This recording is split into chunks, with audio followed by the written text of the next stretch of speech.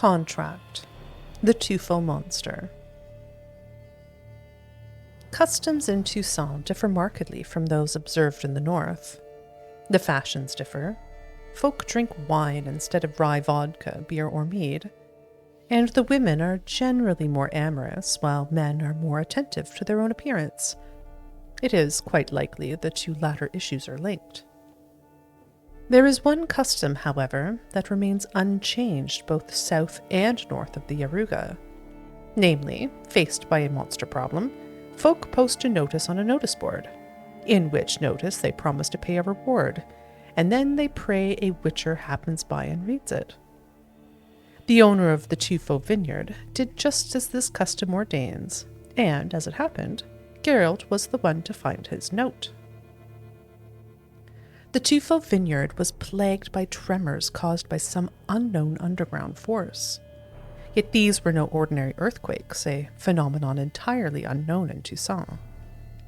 The tremors caused noteworthy damage as buildings collapsed, wine bottles fell from shelves and shattered, and wine barrels burst, releasing into the dirt their ever so valuable contents. The vineyard's owner suspected some subterranean beast was the culprit, and Geralt was inclined to admit he was right. Having learned the disturbing noises thought to be those of the monster of Tufo were coming from the cellar, the Witcher immediately ventured there.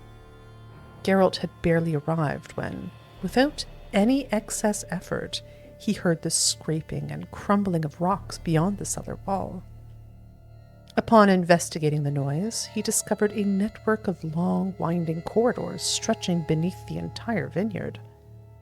In one chamber, Geralt found a kikimor nest, but quickly concluded the beasts were not the cause of the trouble. The creature that had dug these tunnels was clearly much larger and far more dangerous.